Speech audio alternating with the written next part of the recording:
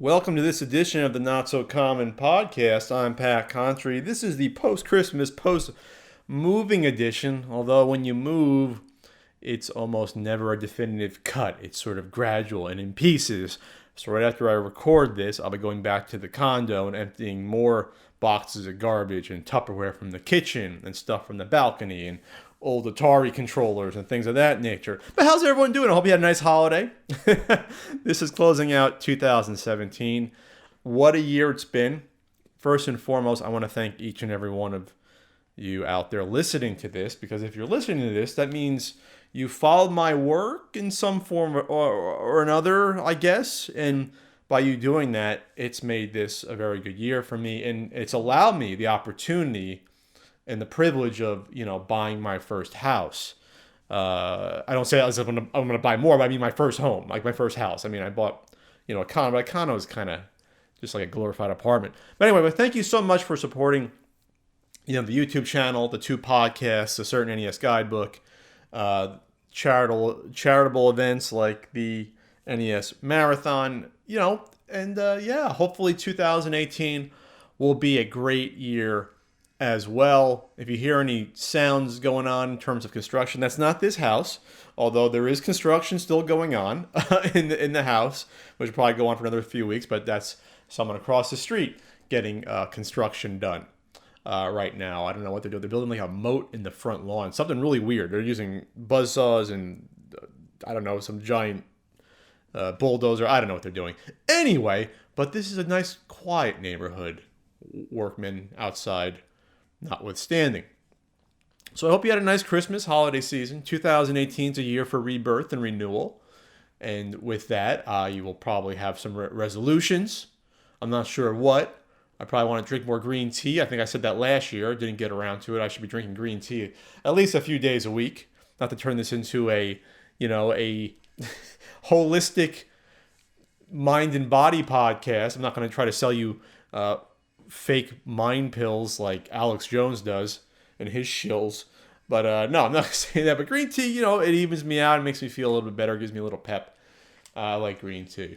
I'll start having a CU podcast green tea with Ian. We'll start promoting that now. But I surprisingly I got a package in the mail.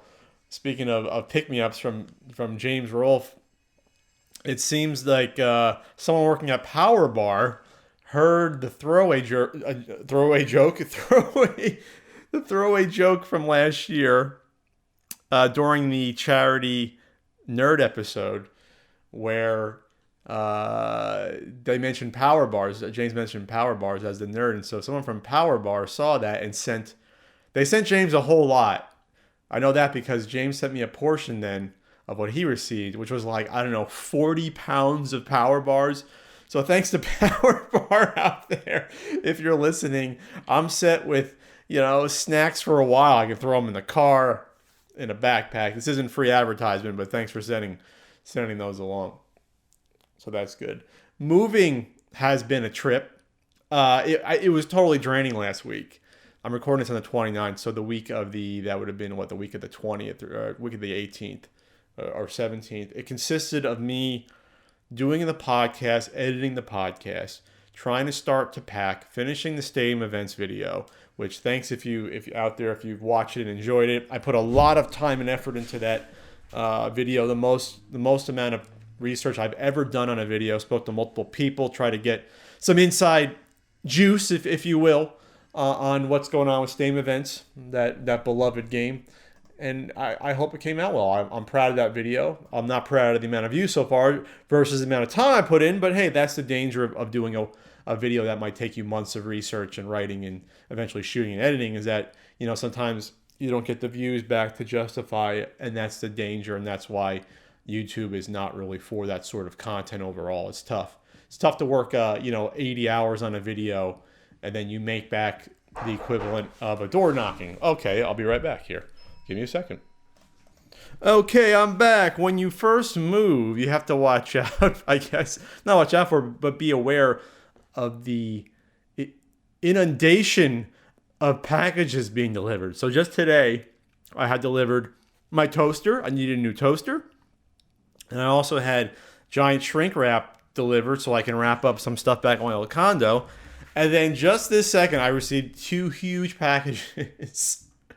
So I just received a stainless steel garbage can, the nicest garbage can I ever owned. I felt like I had to invest in a nice garbage can or else my girlfriend would kill me. She wants this kitchen to stay pristine here.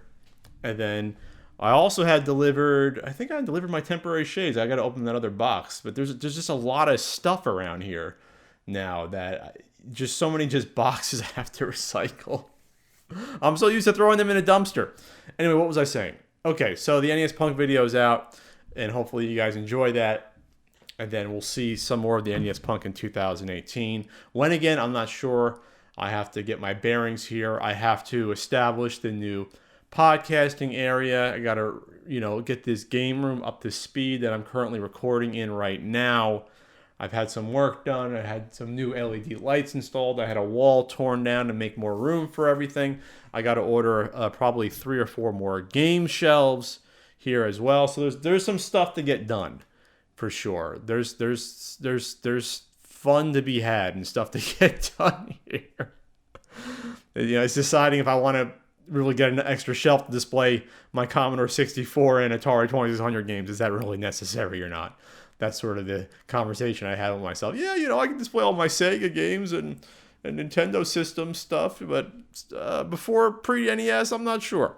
But that's a conversation I'm having with myself right now. So this will be not a shorter podcast, but, they're all a little bit shorter than the CU podcast, but especially when I'm rambling by myself. But that's the plan. The plan for 2018 is to sort of relax a bit, work smarter.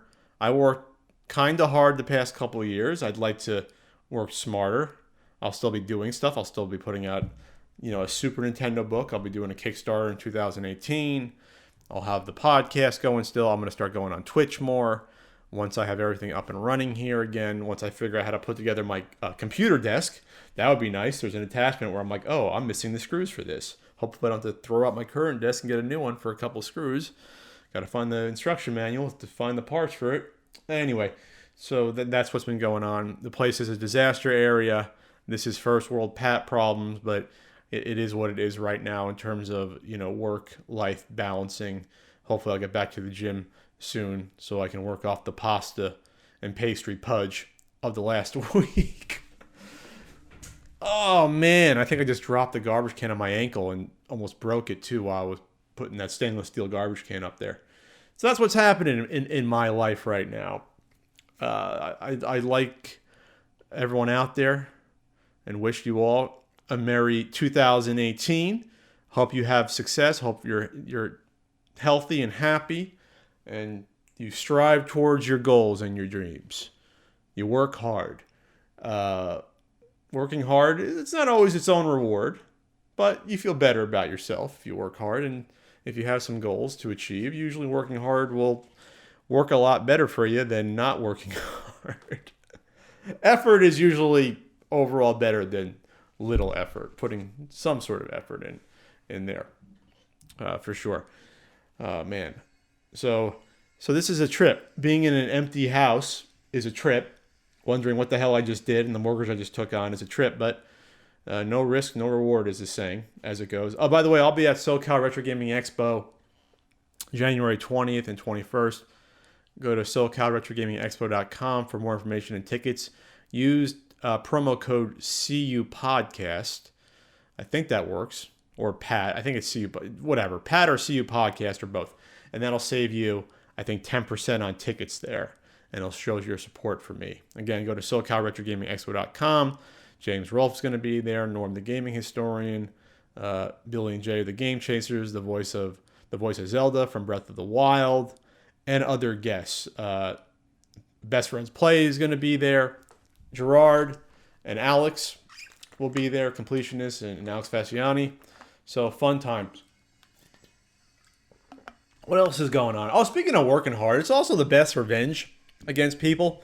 As I've gotten into my middle-aged years on YouTube and on online content creation, the number of people that have come after me and sniped after me has multiplied.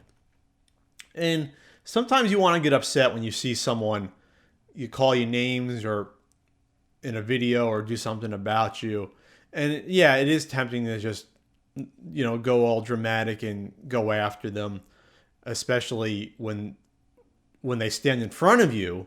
They're cowards and don't say a single word to you, and then in a video they start calling you names, which is fun. But I'll deal with that personally. You guys won't probably hear about that, but they'll have fun when they have to see me. But that aside, working hard and success is the best revenge, especially against petty people or people that don't respect you or people that think you can't achieve anything or people that think you'll never amount to anything or people that think that you're nothing but failure. Prove them wrong. Prove them dead wrong. Work hard. Achieve things.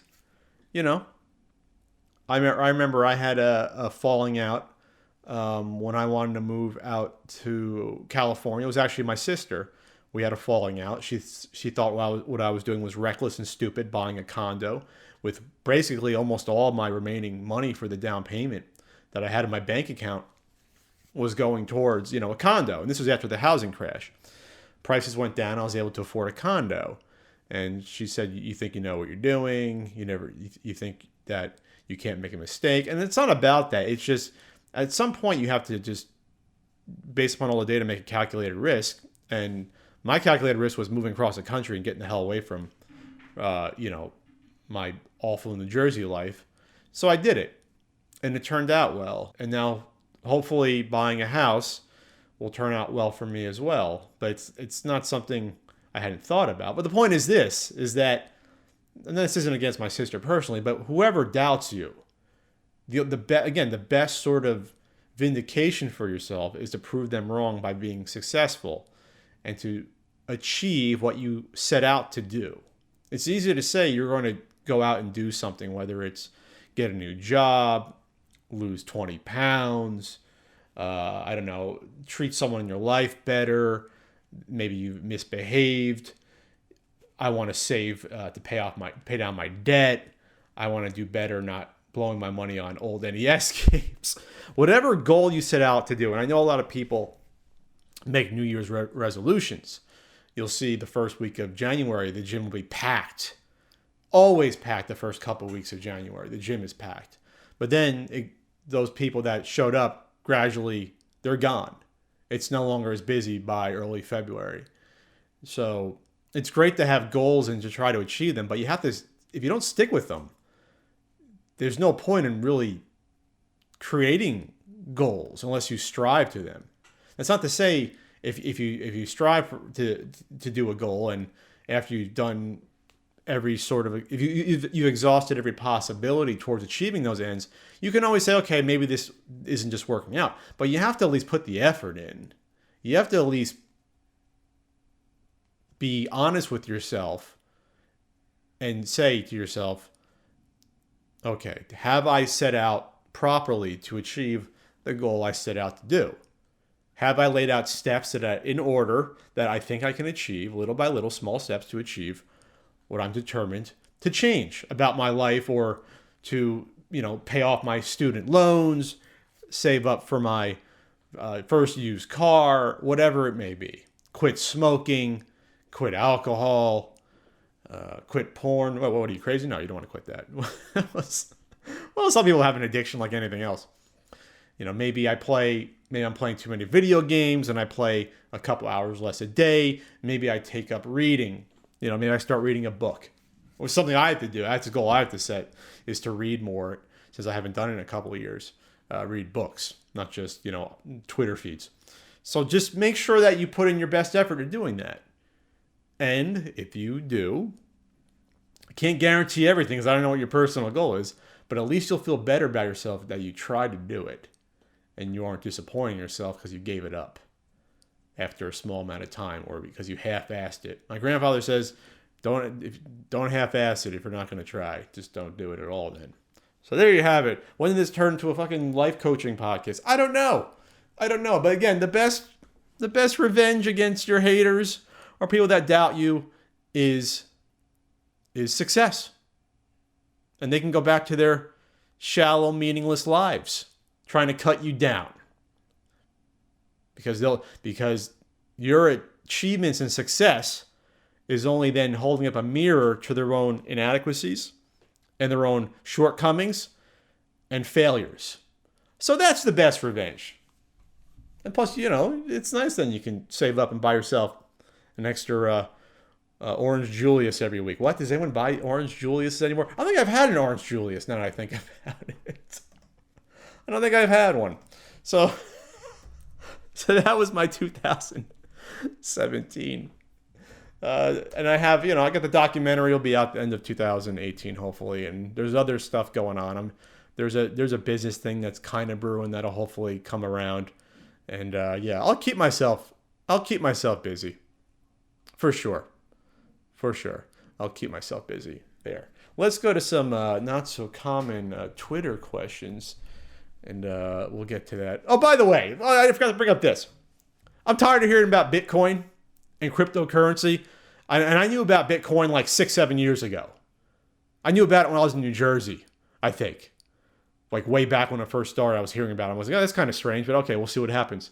So it goes from me like not thinking about Bitcoin at all. And I mean like hearing about it and learning about it through my sister's ex-husband.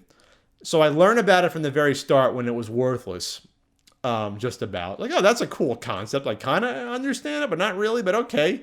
Some people are using it, some sort of just techie nerds. It goes from that in the late aughts, to now it's every fucking person is talking about it. Now it's the new digital Beanie Baby. And yes, I would call it that because currently it's just a digital trinket that's it's hard to sell and you can't use it as cash. It's just as useful if I try to buy a lottery ticket with the Beanie Baby. I walk into my local liquor store, like, hey, take this stuffed pink bear. And they'll look at me and throw it back in my face. Well, it's the same thing with cryptocurrency right now. In theory, it's worth money. In theory, it's an investment, I guess, if you can cash it out easily and not have to worry about ridiculous transaction fees. And by the way, there's something called capital gains tax and short-term capital gains tax, which sucks. So just think about, if you invested in Bitcoin, and I know most people that talk about investing in Bitcoin online and saying, oh, it's going up, it's going to go to the moon, probably don't have a huge amount invested. They probably have $1,000, a couple thousand. And so whatever profit they're getting is going to be cut by like 20 or 30% transaction fees or whatever it is. And then the capital gains tax will cut off another 25% or so, 30%, especially if it's short term, which means less than a year between buying and selling. So whenever you see these people saying they're making a ton of money, they're pumping up the market and more idiots are jumping in. And the value of cryptocurrency is only worth what people think it is. So it's a little bit different because when you're buying a stock or a commodity that's physical, it's directly linked to something. So if I'm buying gold, I'm buying an amount of gold in theory that can be utilized for something. When I'm buying stock, I'm buying really a part ownership of a company publicly. Very small public ownership, but there it is. I own a certain percentage of the profits if that company's profitable. With cryptocurrency, you're buying a theoretical currency that might exist and be used widespread in the future. But for now, it's just a shell game of people buying and selling, buying low, selling high. People come in and pump the price up. So just be very careful. I'm just going to say this. And these are the people that I see even in my Twitter feed saying, I'm buying this type of cryptocurrency or another type of cryptocurrency. If you can't explain to yourself or to others what cryptocurrency is, how it works with the blockchaining, if you can't explain that to yourself, please don't invest in it. Don't invest in something that you do not have the technological know-how to even explain to someone else or even yourself. Don't invest in stuff you don't know, is what I always said. I mean, I dabbled in stocks. I'm not going to be the first to pretend I'm a stock market expert. I did okay in my mid-20s when I had expendable income. I bought a couple of stocks that were really good winners. Like one was I think a water company. It was like a water purifying company that got bought by like General Electric. So they did a payout for all the stocks. And I didn't have a huge amount. But if I had invested a huge amount, obviously I would have made a lot more. But you're talking about a 25-year-old Pat here with not a lot of money to spare. But I could kind of understand the companies I was investing in at that time. But but hey, I felt I saw spam marketing for some penny stocks. I got in a few penny stocks and I got burnt. I didn't lose thousands, but I lost maybe several hundreds of dollars on a couple of stocks because, this seems like a pretty cool company. It's worth 25 cents. And what if it goes to 50 cents? I'm going to double my money. What if it goes to 2 cents and you lose it all? Which is basically what happened on a couple of stocks. And now when I see on the Twitter feed or I see people discussing cryptocurrency, Bitcoin rising up and down, you see so many scammers and people trying to push their own cryptocurrency or their own blockchaining technology or their own Bitcoin Cash wallet to sign up for. Sign up for this website and get a free bonus. It so reeks of the .com bubble in terms of just people trying to get in quickly, make their money and get out. And yes, there were a couple of tech stocks that actually lasted. Yeah, but like 1% lasted.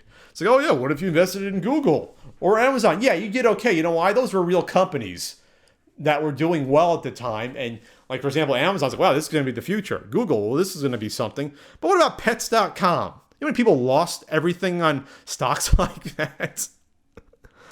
Remember seeing those Super Bowl commercials back in the late 90s and like 2000?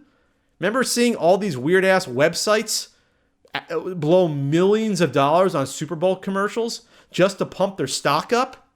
And then they were gone and dead within a year after that when the bubble burst.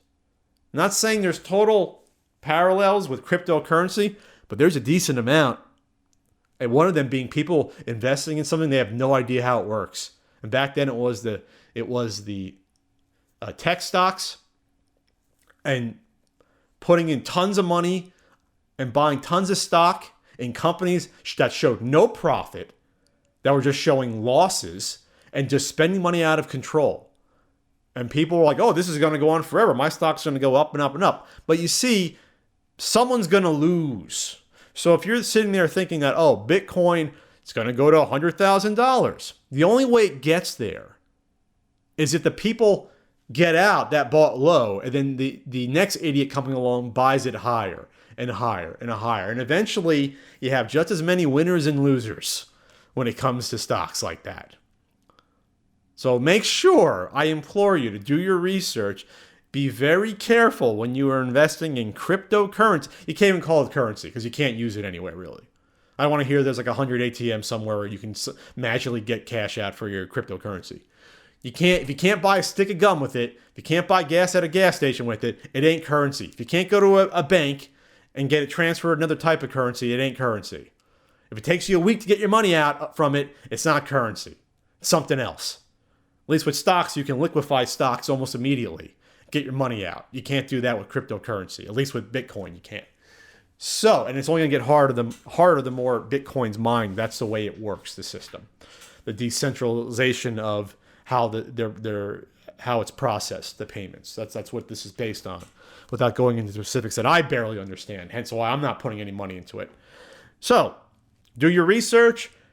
Invest only the money. Treat it like gambling. Invest only the money that you can afford to lose. Therefore, if you get killed, you won't be out of a mortgage. I saw someone online say that they put out like a second mortgage in order to fucking buy Bitcoin. I'm like, that sounds smart. Holy shit. Are you nuts? Pets.com all over again. Pets.com stock. Wow. Be careful. Invest in a local business that you might understand. Buy some fucking land, because that's always the most surefire investment is land. Because land you always need. It's a limited commodity. Can't create more of it easily. And people always want land to build shit and live and to have businesses. Land's good. Precious metals. Why not? So yeah, maybe cryptocurrency becomes sort of a digital gold, maybe. I can see it being that sort of digital commodity that you can't use for anything else besides holding some technical value. You know, don't come at me saying stocks is the same thing. It's not. Like, again, stock is a partial ownership of a company, and in theory, you get that proportion of profits back out. So it's not. The stocks is actually something tangible that they can print you out a certificate and say, oh, I own 0.00001% of a company. Yay. With cryptocurrency, what do you own? I don't know. No one does. Oh, my ankle's bleeding. That's probably not good. So there you have it. There's Pat's. I dropped my trash can on my ankle before. I didn't think it'd start bleeding, but it did. Man, it's painful. So there you have it. There's Pat's life advice slash investment guide moment of the podcast. I don't know what the hell's going on, but it just scares me because already you've seen evidence of cryptocurrency insider trading and people putting out false information saying that, oh, well, this company is going to start using our Bitcoin Cash or whatever, and it's all bullshit, and it just pumps up these cryptocurrencies, and people get in, and then the smart people get the hell out, and then the dumb people come in, and they're taken for a ride, and you see so much spam and misinformation. It's just dangerous stuff that's not really regulated at all. This is all you have to know about it. Steam used to accept Bitcoin. They stopped. One of the biggest digital marketplaces, especially for games. Steam said, you know what? This is too unstable for us. And if currency is treated like a fucking tech stock and bounces up and down too much, retailers don't want that, because if they accept $100 worth of it today and tomorrow is worth $50, they're screwed. So businesses don't want to deal with that. Businesses that are doing lots of trade volume, lots of money. So Steam said, fuck that, we're out. And when I say that doesn't bode well at all, at least for that form of cryptocurrency. It doesn't bode well if some company says, whoa, wait a second here. This is not predictable. I don't know what's going to happen, if this is going to go belly up. Or again, if we make $1,000 by the start of the transaction, by the end of the transaction, because remember, it takes some time to process these Bitcoin transactions. So by the time it goes finally through, maybe that $1,000 transaction, now it's worth a lot less. It's just, there's so many variables with this. So there you go. I'm going to go clean off my bloody ankle and come back and do some Q&A off of Twitter. All right. So I have some questions here at my bloodied ankle. I think it's, unfortunately, I took everything off down to the bone almost. It's scraped. I'm not some sort of superhuman. I felt it, but I thought it would just be like, it's just like a bad rash. No, it's like scrapey blood type. It'll be okay. I probably won't die from it, an infection. Probably. If so, well, this is the last time you hear me talk. All right, this is from @VacayImpossible. Although you've achieved an enviable level of success with YouTube, thank you so much. Is it enviable? I guess so. Do you have any YouTube role models? Any non-YouTube ones? Do people of all ages need role models and people to look up to, or is that a need that fades with time, age, and maturity? Interesting question. I've always said that, especially when you're young, you need a nice role model. And what is a role model? It's someone who you model your behavior after, someone you look up to and say, hey, I should be like that. I should behave like that person does. They are someone I think I can respect for who they are, what they do. So I should try to do that. And that's what a role model is, to simplify it. A lot of us have role models when we grow up. Our parents are supposed to be role models. Doesn't always work, unfortunately. But if not, if you have a pastor member, someone in church, teachers can be great role models. A coach can be a fantastic role model. People around you that you interact with. I don't think celebrities should be role models to people necessarily. Not that that's necessarily a bad thing, but I would prefer someone that you interact with regularly and give you personal advice. But I can understand why celebrities could be role models. You see them all the time. They have a level of success you wish to have. You figure, I can act like them and achieve some sort of success. Not always. With celebrity, it can be due to luck or being in the right place at the right time, opportunity. But I'm getting off topic here.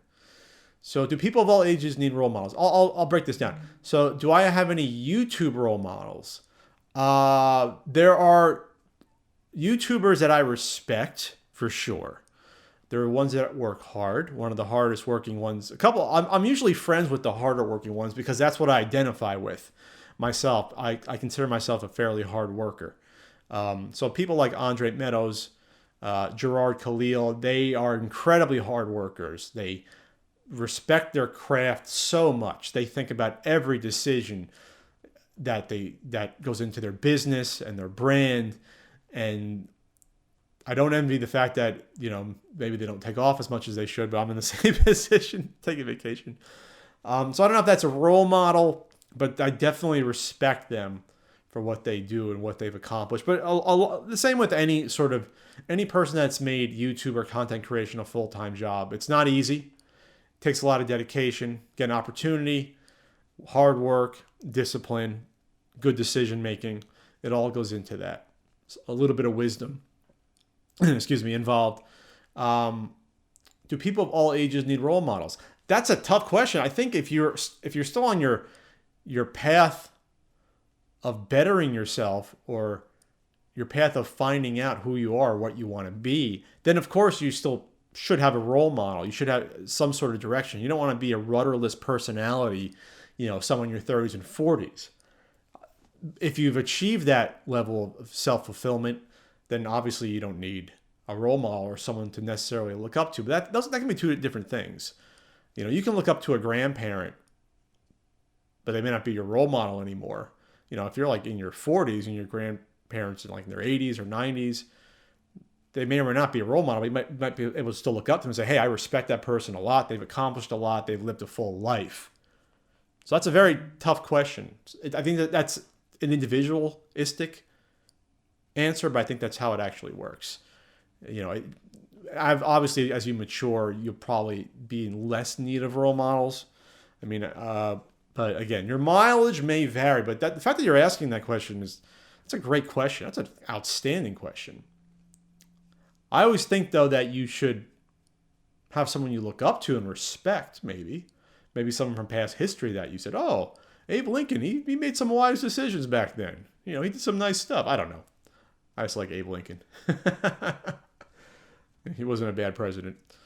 This is from at John Blue Riggs. John Riggs. Least favorite part of moving. Or now that you moved, what will you do next time you move to make it easier? P.S. Moving sucks, especially when you have kids. Well, I don't have kids. I guess all my games are kids. I love them all equally. Packing's the worst possible part.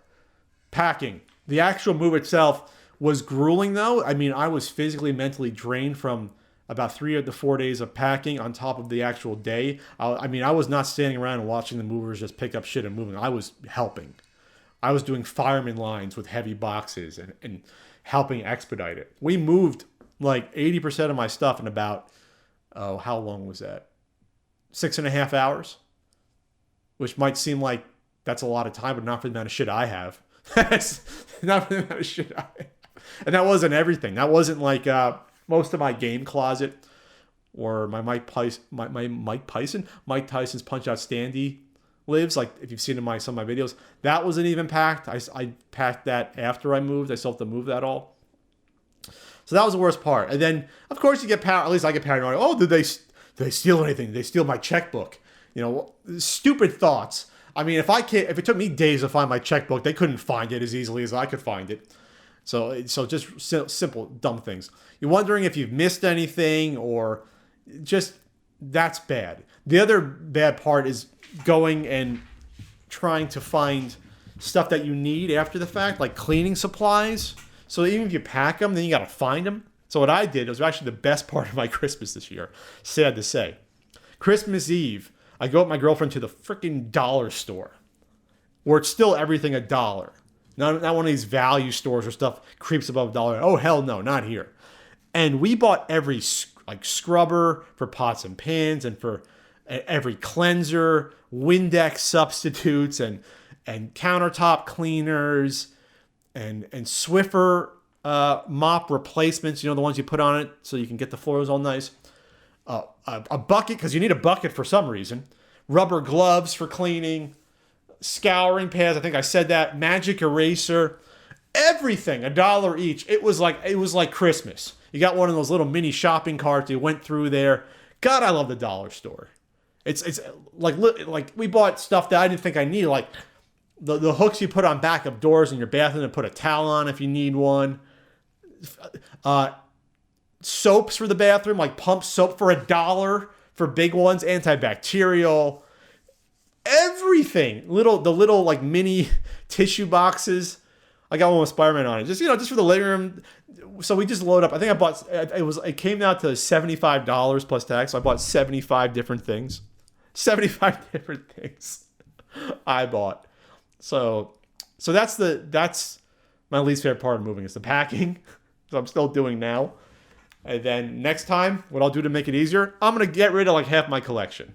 Spoilers. I'll talk about it on the CU podcast as well. I have way too much shit. I said that before I packed that I would probably come to that conclusion. I came to that conclusion pretty damn quick. That I can get rid of half of my collection and still have a huge collection. So I think I'm going to put my collection towards something in the future. At least a chunk of it. That doesn't necessarily mean it all goes back on the market. Maybe I give some of it away. Maybe I put some towards opening a store, a game store. Who knows? I have enough to do it. But we'll see. That's part of my 2018 plan. There's a lot going on in 2018. 2018 is going to be a strange year for me because I think it can go in one of a few different directions, which is both scary and exciting. This is from at Picard_M_maker. Between net neutrality and the Trump tax scam, do you think it will be harder for people to make YouTube their full-time career? Do you have a backup plan in case things don't work out? All right. Not sure about the Trump tax plan, how that's going to work for me and my tax bracket. I don't know yet. Depends upon if they take away deductions I already take, I'm screwed. I talked about that before. If they take away certain business deductions that I take, like home office, I'm fucked. Because I work from home. I have a lot of expenses when it comes to this. I'd be screwed. So we'll see what happens there. Net neutrality, I don't know how that would affect YouTube. I think that would more affect not content creators, but end users, because if the ISPs and cable companies throttle YouTube and blackmail them saying you got to pay out for your normal speed, YouTube / Google / Alphabet will turn around and then pass it on to the consumer and say, oh yeah, guess what? Now you got to pay $5 a month to watch YouTube, whether you like it or not. And there wouldn't be an alternative popping up. Just to let you know, there wouldn't be. So that's what would happen there. Do I have a backup plan in case things don't work out? Well, fortunately, I don't make a majority of my income off of YouTube. It's kind of spaced out into various different things: a podcast, a certain NES guidebook, an app that never gets updated. So I never get paid for it either. But that's where it's. Whoops! Is it public? That's where that plays out. Plus, I have other things happening as well. So I always told YouTubers, you have to diversify just in case. Do you have any? This is from at JSnow_1. Do you have any Christmas traditions you hated as a kid? My family always visited the day of Christmas, and young me slowly died inside, thinking of all the time I could be used to playing my new games. We used to go for Christmas dinner to my great aunt's house. I didn't dislike it, because it was a chance to have some nice lasagna and some different food, because on Christmas Eve, we did not have the traditional, I guess you want to call it lower class Italian food, like the meatballs and sauce and lasagna and stuffed shells that I grew up with. We would have the traditional fish, Feast of the Seven fish meal, which was great, but it was something different. But no, I actually didn't have any traditions I hated. I really didn't. I actually enjoyed seeing my cousins and family. I didn't mind getting away from me playing. Well, I didn't get Zelda 2 for Christmas. It didn't arrive that Christmas. It didn't arrive till freaking April of '89. So, where am I going with this? I don't know. But no, there wasn't really anything bad there. Top 3 childhood gaming Christmas gifts. This is from was made in the 80s. Top 3. Definitely the NES in '87. That was a top one for sure. Wow, gaming. I didn't get a lot of gaming stuff for Christmas. My Super Nintendo I purchased myself, as I explained on a Pat the NES Punk video, where it was semi-autobiographical. I sold off like my Raston Sega Master System game. I sold off some of the toys I got that Christmas, like my Robin Hood figures I got that Christmas. I think I sold them off in order to buy that Super Nintendo. I guess I can count the Super Nintendo. And then now we're running out of steam already, because I didn't get a lot of gaming consoles for Christmas. I really literally got the NES and Super Nintendo. Those were the only gaming consoles I got for Christmas. So like I just previously said, Zelda 2 I technically received for Christmas. It was ordered from the Sears catalog in December of '88, but didn't arrive till April '89. Remember, '88 was the year of the chip shortage. So I think technically Zelda 2 was supposed to come out by 88 sometime, and then they kept pushing it back, and some got out November and December of 88, but no one really had it then. But they were advertising that shit to come out in freaking late 87, I thought originally. Man, yeah, those weren't Fun Club issues. Let's scroll down here. Screw Christmas. What's your craziest New Year's celebration story? I'm not a fan of New Year's celebrating. They're usually bad. I'm usually asked to be like one time my cousin went out with a girl and her friend needed a date, and we both went out together. So it had a couples thing, but me and the girl were not interested in each other, and we both knew immediately. We're just like, okay, whatever. We're just hanging out. And then I couldn't. We went to a club. It was one of those things you pay like $80 a night, and it's like open bar in theory if you can fucking get to the bar, and shitty food you eat. And I couldn't hear for 3 days after that. That was my last time where I was like, okay, I'm done with the clubs. I'm old. I think I had permanent hearing loss after that. Anything crazy though? No. My New Year's suck usually, or they're very quiet. And that started probably from the age of 27 on, 28 on. Favorite Christmas shopping memory in Jersey in the mall craziness. Miss it, love it, hate it. Don't miss it. I don't miss shopping in the mall. This year, probably the past 6-7 years, all my shopping's been done online for the most part. Don't miss getting to the mall too much. I would like going to the mall just to like window shop, maybe buy like chocolates for like Secret Santa or Pollyanna, if they call it, to be politically correct at work. Buy someone gummy bears at the candy shop. That's about it. Past Christmas memories on the East Coast. Well, all those meals and my grandfather and my grandmother yelling at each other, while my grandfather trying to ask me for incognito to refill his glass of wine. My grandmother saying stop it. My father telling me no. I'm like, my grandfather's like fucking 90. Let him have a glass of wine. What he's going to do? Take away an hour of his life at this point? He's 90. My grandfather liked to drink. Who's on this episode? No one. Just Pat. Just boring old Pat's on this episode. What was your favorite Christmas gift? Did you ever try to sneak a peek at your Christmas items while they were under the tree? This is at Konacha 37. Paul. Yeah, I think there was one year in particular, I want to say it was 89 or 90, where I got up early to look and I couldn't wait. And everything was wrapped, gold wrapping paper. And I remember seeing specifically the outline, I could feel it, for a Tiger LCD handheld. They were in the plastic blister pack. And for some reason that year, we couldn't afford having a Game Boy and buying Game Boy games. But boy, I can get a few cheap LCD Tiger games because they were like $10-15 each.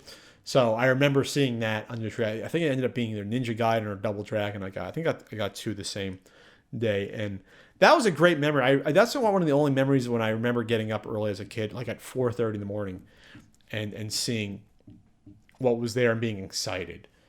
As I got older and older, it was hard for me to get up. I didn't care. I was like, well, let me sleep. Just let me sleep. When I would come back from college, it was funny. I would sleep later than anyone else. Or if I slept over, say in my mid to late 20s after I'd moved out, I would stay overnight. And then in my haunted bedroom, which I never got over. And then everyone would be up 8:30 having coffee, and I'd be like, let me sleep. I didn't care by that point because by my late 20s, what would my parents or sister have gotten me that I couldn't have bought for myself? I had a nice paying job. I lived by myself by then. I had a car. Not a great car, but I had a car. So the appeal of Christmas sort of dissipated, and now I like it better because now I give more than I receive. It's sort of flipped. So I actually enjoy giving more than receiving at this point, which I guess is what it's all about. It's all about the giving. Not to build a Hallmark moment into this not so common podcast. All right. 2018 hopes. My hopes are for the worlds that we communicate with each other and not be as polarized, and we can try to come together and watch out for all the fake Twitter bots and people that profit off of these, what I deem largely fake culture wars that happen. Fringes on both sides like to think there's a huge cultural gap between most of us, which is not true at all. I mean, people have differences, but most of us have the same dreams and aspirations. We want the best for our family and friends. And even if we have political differences, we can at least sit down and break bread together and talk about things we love and, get along. And I think we have to get back to remembering that and get away from the divisiveness that politicians and those profiting off of that, certain people you see on Twitter timelines, pushing what makes them money is pushing this culture war and, there's going to be blood in the streets. No, there isn't going to be. But people like to push that narrative because they make money off it. Always watch out for those that have the most to gain off of pushing a fucking culture war, because those are the most dangerous ones of all. From Chris Roberts, best, most memorable toy you received for Christmas as a child. Not the NES. I'll just go back to, I think that was 88. I received Lego sets, castle sets that I fucking loved. Like, I wish I never sold them because they were great. Is Die Hard a Christmas movie? Yes, it is. All right. I think we're almost done with this. This is from Die Atlas 79. I just got finished moving myself and glad it's over. What was the hardest part for you? For me, it was more of the unpacking process, as it was very time consuming. But one bright note, now I'm in a neighborhood that has a complimentary monthly residence magazine. Hashtag moving on up. I've definitely moved on up, for sure. From my past, not that my past neighborhood was bad. This is definitely a better living situation. Unpacking is going to be a trip for me, though. It will be. Looking at my games, holy crap, that's going to suck. I have to buy more shelves for it, and I have to space out the gaming room here to see how it's going to work. This is from @Oakneal. I want to hear you ramble about stuff you really utterly despise. I want to hear you angry, furious, and absolutely mad. I want Pat hatred. Why would you want me to raise my blood pressure for? No, I don't want to. I mean, I don't have. Trust me.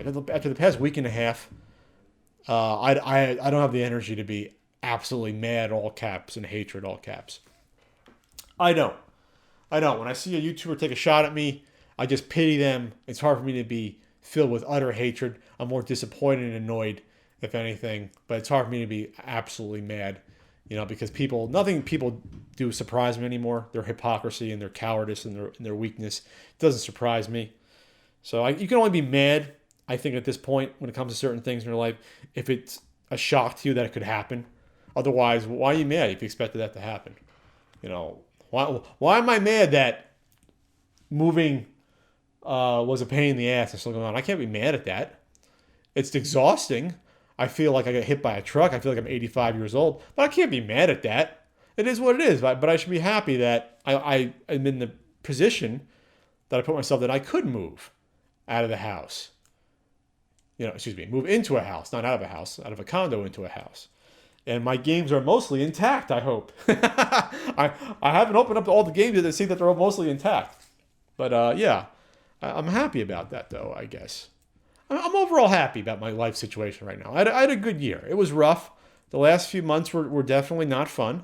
Going to 8 or 9 conventions, finding a house, going through the negotiation process, going through the awful closing of it, hit or miss, trying to scrounge up the money for the down payment and the closing costs, packing, moving out, getting into a bad argument with my girlfriend here and there. Definitely was not easy putting on the charity marathon, but while still having all my content coming out. No, it was not fun. But, I chose it. This is the business we chose to be in. Going back to Godfather 2. Love that quote. But again, thanks so much for supporting me this year. And I'll have more announcements about the channel and what else I'll be doing in 2018. And that's it for this edition of the Not So Common Podcast. Please subscribe on YouTube or on Podbean or your podcasting platform of choice. If you so desire, iTunes, Google Play, Stitcher, or whatever you use to listen to podcasts. Like the podcast. You can subscribe to it. You can leave a comment to help give it a boost. Let others know on social media how much you enjoy it. And I'll go back to guests in the future once I get settled here. But I like these rambling ones a little bit. They're kind of cathartic. It's like I should be paying you guys as my therapist here. If you want to advertise on the podcast, it's not so common at thepunkeffect.com. God, I'm tired. Not so common at thepunkeffect.com. And you can advertise on the podcast. There's a decent amount of listeners here. Finally, if you want to help directly support the Not So Common Podcast and myself, check out my Patreon, patreon.com/NSC Pat Contry, and I'll be updating those tiers in the future and adding more value there. Like maybe some of my written Super Nintendo reviews will start appearing on there periodically. Whoa, what about that? That could be something. So thanks, guys. We'll see you next time in 2018 with a new Not So Common podcast. This has been the old Not So Common podcast. That's kind of a weird closure, but here we are. Take care, everyone. Have a happy and safe New Year.